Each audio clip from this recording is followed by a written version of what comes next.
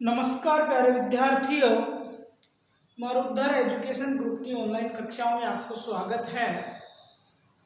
जैसा कि आपको पता है कि हमारा बीएससी पार्ट सेकंड का फर्स्ट चैप्टर नेटवर्क कॉन्सेप्ट चल रहा है, नेटवर्क थ्योरी चल रही है, सर्किट एनालिसिस के बारे में भी अध्ययन कर चुके हैं।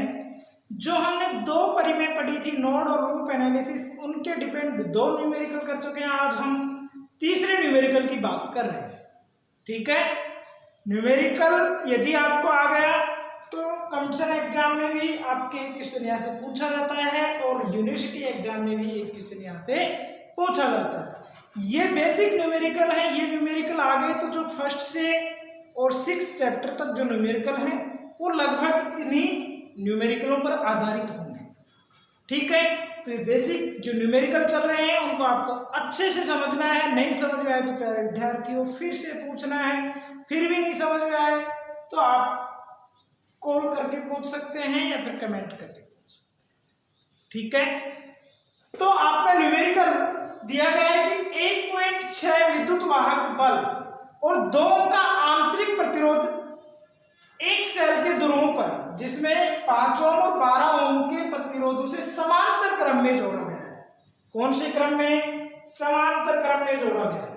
अब सेल से दी गई प्रत्येक प्रतिरोध से प्रवाहित धारा और दी गई धारा दोनों याद हमारे को करनी है।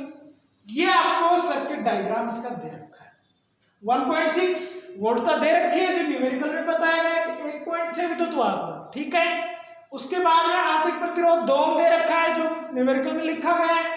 उसके बाद ये जो करंट का प्रवाह दिखाया गया है ये पहले से ऑलरेडी है। I इधर है, इधर I1 है, तो इधर क्या होगा?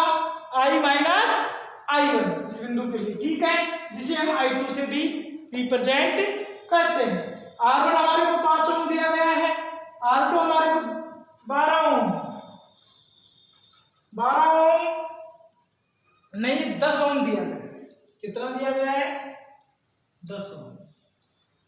R2 कितना दिया गया है हमारे को? 10 ओम दिया गया है। करेक्शन कर लेना। अब हम क्या करते हैं, सबसे पहले जो न्यूमेरिकल में हमारे को दिया गया है उसी को रिप्रेजेंट करेंगे, यानी कि सॉल्यूशन। क्या क्या दिया गया है आपको? माना सेल से दी गई जो धारा होगी वो क्या है? माना सेल से दी गई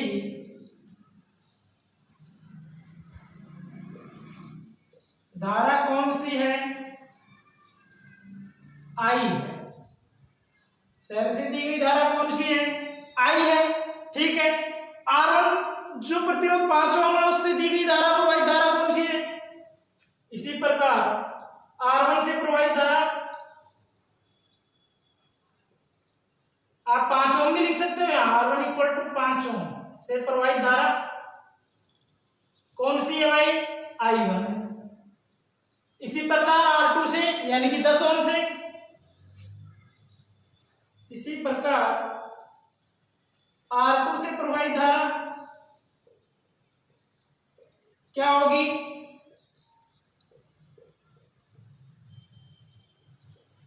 I माइनस I1 या I2 है। यही है। R2 क्या है? 10 ओम।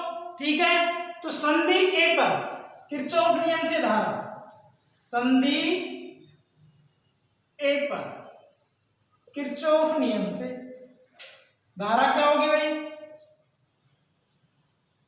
कैसे लिखेंगे?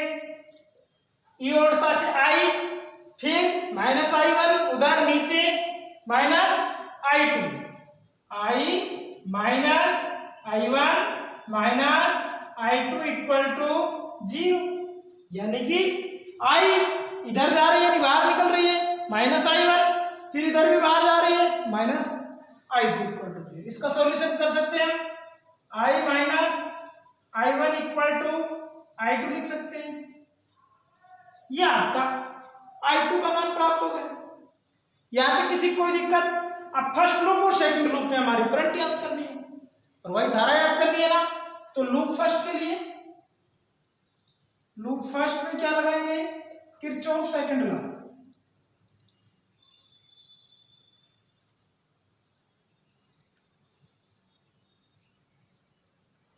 ये लगाएंगे। तो किरचॉफ सेकंड लॉ के लिए क्या होगा, आई है, आर का मान क्या है, आंतरिक प्रतिरोध 2, आई मल्टीप्लाई 2। पहले बहुत अच्छे से समझा चुके हैं एक बात, प्लस इधर I1 जा रही है, मल्टीप्लाई कितना आएगा 5, I1 मल्टीप्लाई 5। अभी माइनस में लिखेंगे 1.6, उधर पक्षांतरण करेंगे तो क्या हो जाएगा पॉजिटिव 1.6।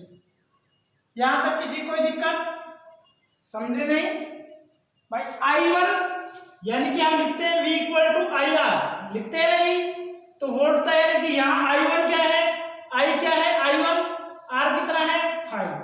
फिर इधर गए रेजिस्टेंस 2 ओम दिया गया है, I दी गई है, तो ये आ गया V इक्वल टू, ठीक है। और माइनस प्लस माइनस है यानी माइनस 1.6, तो पक्षांतरण इसका करेंगे तो पॉजिटिव 1.6।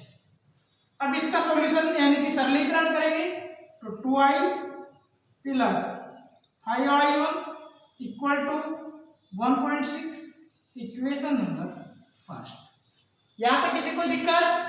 उसके बाद में लूप सेकंड के लिए, लूप सेकंड के लिए किरचॉफ सेकंड लॉ से हम जानते हैं कि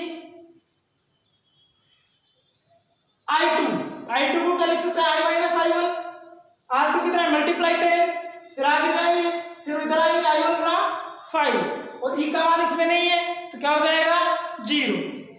तो ये हो जाएगा I2 मल्टीप्लाई 10 माइनस यानी high voltage to low voltage, इधर जा रहा है तो लो माइनस लो से हाई, तो ये हो जाएगा I1 मल्टीप्लाई 5, E का मान 0 है तो 0। यहां तक किसी को दिक्कत। अब I2 की वैल्यू रखेंगे, I2 की वैल्यू क्या है, I minus I1 multiply 10 minus 5I1 equal to 0। यहां तक किसी को दिक्कत। उसके बाद में इसका सरलीकरण करेंगे, 10 मल्टीप्लाई करेंगे 10i minus 10i1 minus 5i1 equal to 0 हो जाएगा, ठीक है। अब फिर इसको सोल्व करेंगे तो 10i minus 15i1 equal to 0। और सिंप्लीफिकेशन करेंगे तो यहां से हमारे को i का मान प्राप्त हो जाएगा, तो क्या लिख सकते हैं 10i इक्वल टू 15i1 लिख सकते हैं, यानी कि उधर नेगेटिव है, इधर आएगा पॉजिटिव हो जाएगा। i की वैल्यू आ जाएगी 15/10i1, यानी कि इसको लिख सकते हैं 3/2i1। Equation number 2। अब हमारे पास i का मान आ गया, समीकरण 1 में रख सकते हैं। समीकरण 2 से मान समीकरण 1 में रखने पर, 2 से मान समीकरण 1 में रखने पर रख दिया तो 2 मल्टीप्लाई 3/2i1 ये होगा प्लस 5i1 इक्वल टू 1.6, यही है। 2 से 2 कैंसिल आउट हो गया, इधर बच गया 3i1 plus 5i1 equal to 1.6। आगे क्या हो जाएगा, 5 और 3 8, 8i1 इक्वल टू 1.6। i1 की वैल्यू क्या आ जाएगी 1.6/8 यानी कि 0.2 एम्पियर, ठीक। i1 की वैल्यू आ गई, i की वैल्यू आ गई। i की वैल्यू किसमें, i1 की फॉर्म में आई थी, यही आई थी ना। अब आप इसका मान यहां रख के प्राप्त कर सकते हैं, इसका मान 1 में भी रख के प्राप्त कर सकते हैं, जैसा आपको उचित लगे वैसा कर लेना। जैसे समीकरण नंबर अभी i1 इक्वल टू हमारे पास आ गया 0.2 एम्पियर,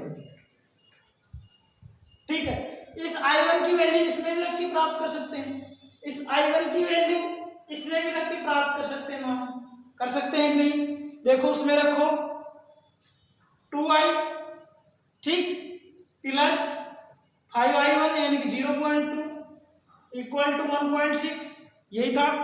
सॉल्यूशन करो, 2i प्लस 5 मल्टीप्लाई 0.2 यानी 1 इक्वल टू 1.6, 2i पक्षांतरण किया 0.6 बच गया, एक लेस हो गया, i इक्वल टू 0.3 आया कि नहीं, ये i की वैल्यू आ गई। यहां रखेंगे तो भी यही आएगा, देख लो चेक कर लो। i इक्वल टू आया अपने पास 3/2 i1, i equal to 3/2 i1 की वैल्यू आई 0.2, 2 से 2 मल्टीप्लाई यानी कि i इक्वल टू 0.3। यहाँ आसान है इसके बजाय यहाँ सिंपल है, जहां जैसे आपकी मर्जी हो वो मान आप रख सकते हो वहां और सॉल्यूशन याद कर सकते हो। ये आ गया i का मान। अब किसका याद करना है, i2 का, तो हम जानते हैं i2 इक्वल टू क्या होता है, i माइनस i1। तो i2 इक्वल टू i का मान कितना है 0.3, i1 का 0.2, तो i2 इक्वल टू क्या प्राप्त होगा 0.1 एम्पियर। ये आपकी धाराएं प्राप्त हो गई, 1 2 3, तीनों मान प्राप्त हो गए। तो विद्यार्थियों कोई दिक्कत,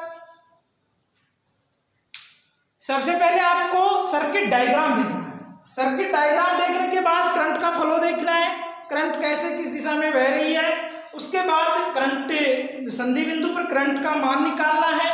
उसके बाद आपको जो लूप लिए गए, लूप फर्स्ट लूप सेकंड, उनमें किरचॉफ नियम अप्लाई करना है।